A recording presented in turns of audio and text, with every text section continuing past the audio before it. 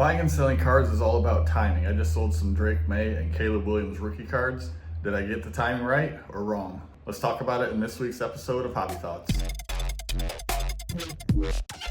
Welcome to this week's edition of Hobby Thoughts. This weekly bite-sized podcast is just meant to be a discussion starter on a wide variety of topics that are bouncing around my brain, from hobby news, card releases, and so much more.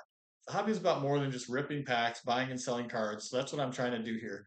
I'm not a huge influencer, and my voice may not be very important, but there are important conversations to be had in this hobby, and I'm really curious to hear your thoughts, so please subscribe and leave a comment below. Welcome to episode 4. This week we'll be discussing the right time to buy and sell cards. Specifically, today I want to talk about Drake Maye and Caleb Williams, two quarterbacks that are in their second year. Both teams made huge leaps this year, and they are currently both in the playoffs. After they both won their first playoff game, I listed the Optic Purple Shock and the Prizm Orange Laser rookie cards of both on eBay, with the auctions all ending on Sunday before their divisional playoff game. So when is the right time to buy? To me, the best time to buy is obviously when interest is very low, either in the player or the sport. If you look at what these cards sold for, even back in December when we knew they were going to make the playoffs and Drake Maye was one of the frontrunners for MVP, the Caleb Orange Laser was $20 to $25. The Caleb Purple Shock was $10 to $15. The Drake Maye Orange Laser was $35 to $40, and the Drake Maye Purple Shock was $25 to $30.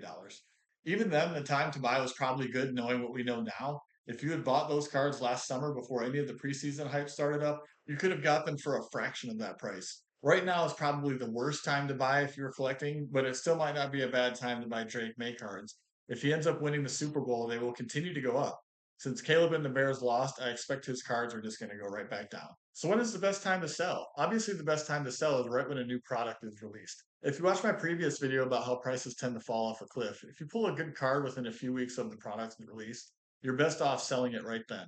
Otherwise, I think it's pretty obvious what can make a player's card values go up. They start winning more, they start winning playoff games, they win MVP or other awards, or ultimately the biggest thing is probably winning a championship. The worst time to sell would be right before all those things happen, but nobody can predict the future, so it's a big guessing game. And if you choose to sell, hope you sold the right players and also held on to the right players. With the 2024 draft class having 6 first round quarterbacks, it was only a matter of time before one of them won a title. Will it be Drake Maye this year, or will it be another year and a different quarterback? So, did I get it right? Like I said, I timed my auctions so they ended right before the divisional rounds last week on January 18th. Here are the prices that mine sold for. Caleb Orange was $32. Caleb Purple Shock was $13.50. The Drake Maye Orange was $75, and the Drake Maye Purple Shock was $31. I was surprised by the Caleb Purple not going for higher, as I saw a lot of other sales between $15 and $20. Maybe it's because people expected the Bears were going to lose to the Rams. But the orange sold for $32 compared to 20 or 25, which is what it was doing in December. And the Bears did end up losing, so I think I made the right call on selling the Caleb's. I was shocked that the Drake Maye Orange sold for as high as it did, but he has a lot more excitement around him than Caleb right now, being in MVP conversations, and people think the Patriots have a much better chance at advancing in the playoffs.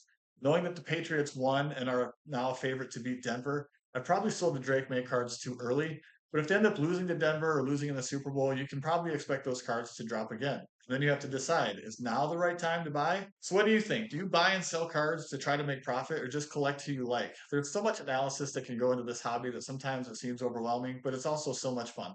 Let me know what you think in the comments and let me know if there are other topics you want me to discuss. Thanks, and I'll catch you on the next video.